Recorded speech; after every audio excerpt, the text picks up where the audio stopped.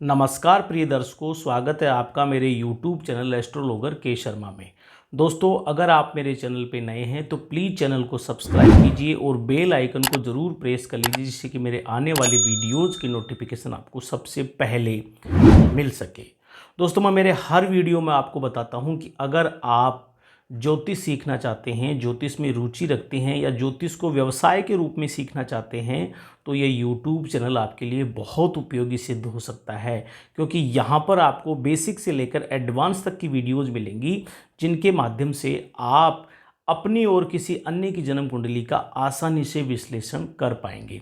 इसलिए मैं फिर से कहूँगा कि अब तक आपने चैनल को सब्सक्राइब नहीं किया तो प्लीज़ जल्दी से चैनल को सब्सक्राइब जरूर कर लीजिए। चलिए, बिना किसी देरी के आज के टॉपिक पर चलते हैं, जो कि है ग्रहों के दिग्बल। पिछले वीडियो में मैंने आपको भाव और भाव के कारक ग्रहों के बारे में बताया था। आज हम ग्रहों के दिग्बल के बारे में पढ़ेंगे। तो एक बार समझ लेते हैं कि ग्रहों का दिग्बल क्या होता है। दिग्बल का अर्थ होता है कि कोई भी ग्रह किसी विशेष भाव में विशेष बली होता है। ये इसका अर्थ है कि दिग्बल का क्या अर्थ हुआ कि कोई भी ग्रह किसी विशेष भाव में विशेष बली होता है, और जब वह ग्रह उसी भाव में बैठ जाता है तो उस भाव के फलों में बहुत ज़्यादा वृद्धि कर देता है। यानी वो बली होता है, वहाँ में का वो राजा होता है। इसलिए दिग्बली ग्रह का बहुत ज़्यादा महत्व है। आप भी अपनी जन्म कुंडली में ज़रूर देखें कि आपके जन्म कुंडली में कौन सा ग्रह दिग्बली है। तो जब मैं आपको बताऊंगा तो निश्चित रूप से आप अपनी जन्म कुंडली ज़रूर देखना। दोस्तों, अगर आपको चैनल समझ में आ रहा है, मेरी बातें आपको समझ में आ रही हैं, तो प्लीज़ वीडियो को लाइक कर दीजिए, और अब तक अगर आपने सब्सक्राइब नहीं किया तो सब्सक्राइब भी ज़रूर कर लीजिए। अब मैं आपको पिछले वीडियो से जोड़कर बताऊंगा कि पिछले वीडियो में मैंने फिर से बताया कि पिछले वीडियो में हमने भाव और भाव के कारक ग्रहों के बारे में पढ़ा था। तो उससे अगर हम जोड़कर पढ़ेंगे ना, तो निश्चित रूप से ये वीडियो आपको बहुत अच्छा समझ में आएगा। इसलिए मैं पिछले वीडियो से जोड़कर ही इसको मैं पढ़ा रहा हूँ। तो चलिए हम शुरू करते हैं। पहले हम भावों को लिख लेते हैं। तो यहाँ पर मैं पहले लिख रहा हूँ, ये हमारा प्रथम भाव होता है, ये हो गया द्वितीय, ये हो गया तृतीय भाव, फिर हो गया चतुर्थ, ये हो गया पंचम भाव, ये हो गया षष्ठ भाव, सप्तम भाव, अष्टम भाव, नवम भाव, दसम भाव, एकादश भाव और द्वादश भाव। दोस्तों, मैंने ये भावों को आपको बहुत बार पढ़ा दिया है। आप फिर से इनको याद कर लीजिए, क्योंकि भावों को याद करना बहुत ज़रूरी होता है कुंडली में। हमें ये पता होना चाहिए, ये देखते ही पता होना चाहिए कि ये द्वादश भाव है, इसे देखते ही पता होना चाहिए कि ये दसम भाव है। इस प्रकार मैंने काफ़ी वीडियोज़ में बहुत बार भावों को पढ़ा दिया है, तो आपको ज़रूर याद हो गए होंगे। अब हम ग्रहों को जान लेते हैं कि ग्रहों को लिखना भी ज़रूरी है कि ग्रह कौन कौन से होते हैं। तो पहले जो हमारे ग्रह हैं वो हैं सूर्य, फिर हो गए चंद्रमा, फिर मंगल, उसके बाद में बुध, उसके बाद में गुरु, उसके बाद में हो गए हमारे शुक्र, फिर शनि, फिर राहु, और उसके बाद में हो गए केतु। तो हमने ये 9 ग्रह यहाँ पे लिख लिए हैं। उसके बाद में यहाँ पर हमने भाव भी लिख लिए हैं। अब हम एक बार भावों के कारक ग्रह एक बार वापस से रिपीट कर लेते हैं कि कौन से भाव का कौन सा ग्रह कारक होता है। मैं वापस से रिपीट करके आपको बता देता हूँ। तो मैंने प्रथम यानी लग्न में जो मैंने आपको कारक ग्रह बताए थे, वो बताए थे सूर्य और चंद्रमा। मैं फिर से रिपीट कर रहा हूँ। द्वितीय भाव के कारक ग्रह मैंने बताए थे आपको गुरु, तृतीय भाव के जो कारक ग्रह होते हैं वो होते हैं मंगल। चतुर्थ भाव के कारक ग्रह 2 होते हैं, चंद्रमा और बुध। पंचम भाव के मैंने 3 कारक ग्रह बताए थे, चंद्रमा, बुध और गुरु। षष्ठ भाव के मैंने 2 कारक ग्रह बताए थे, शनि और मंगल।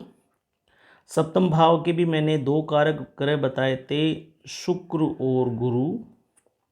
अष्टम भाव के मैंने आपको कारक ग्रह बताए थे वो थे शनि। नवम भाव के जो कारक ग्रह मैंने आपको बताए थे वो सूर्य और गुरु बताए थे। दसम भाव में 4 कारक ग्रह होते हैं, 4 ग्रह कारक होते हैं, सूर्य भी होते हैं, शनि भी होते हैं, बुध भी होते हैं और गुरु भी यहाँ पर कारक होते हैं। एकादश भाव के कारक ग्रह मैंने बताए थे आपको गुरु, और द्वादश भाव में जो कारक होते हैं वो होते हैं शनि। तो ये से वापस से मैंने रिपीट कर दिया है, जिसको आपको बहुत अच्छी तरह समझ में आएगा कि कारक ग्रह भी आपके वापस से रिपीट हो गए कि किस भाव का कौन सा ग्रह कारक होता है। अब हम आज के वीडियो यानी आज के टॉपिक पर चलते हैं, जो कि है ग्रहों के दिग्बल। दोस्तों मैं फिर से आपको बीच में कहूँगा कि अगर आपको वीडियो अच्छा लग रहा है ना तो प्लीज़ वीडियो को लाइक ज़रूर कर दीजिए, और अब तक मैं फिर से कहूँगा कि अब तक चैनल को सब्सक्राइब नहीं किया ना तो चैनल को सब्सक्राइब जरूर कर लीजिए, क्योंकि मैं आपके लिए बहुत मेहनत करता हूँ। तो चलिए फिर से हम अपने टॉपिक पे आ जाते हैं, जो कि है ग्रहों के दिग्बल। अब हम उन ग्रहों को पढ़ेंगे कि जो ग्रह होते हैं वो कौन से भाव में दिग्बली हो जाते हैं। तो जो अब हम पढ़ेंगे प्रथम को हम लग्न भी कहते हैं, प्रथम को हम लग्न भी कहते हैं। अगर लग्न में बुध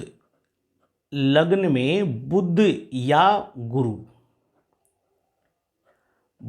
गुरु आप अपनी कुंडली में देखें कि आपके लग्न में बुध बैठे हैं या गुरु, इन दोनों में से कोई भी ग्रह बैठ जाए, या मान लीजिए दोनों बैठ जाएं, तो ये दोनों ग्रह होते हैं वो लग्न या प्रथम भाव में दिग्बली हो जाते हैं।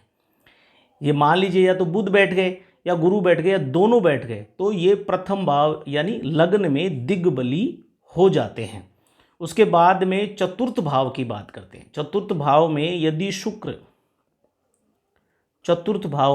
शुक्र या चंद्रमा या दोनों, शुक्र या चंद्रमा बैठ जाएं, या तो शुक्र बैठ जाए या चंद्रमा बैठ जाए या दोनों एक साथ बैठ जाएं, तो ये चतुर्थ भाव में दिग्बली हो जाते हैं। यानी चतुर्थ भाव में शुक्र और चंद्रमा दिग्बली होते हैं। मैंने फिर से कहा, या तो शुक्र बैठ जाए या चंद्रमा बैठ जाए या दोनों बैठ जाएं, तो ये चतुर्थ भाव में दिग्बली कहलाते हैं। सप्तम भाव की बात करूं तो सप्तम भाव में केवल एक ग्रह शनि सप्तम भाव में दिग्बली होते हैं।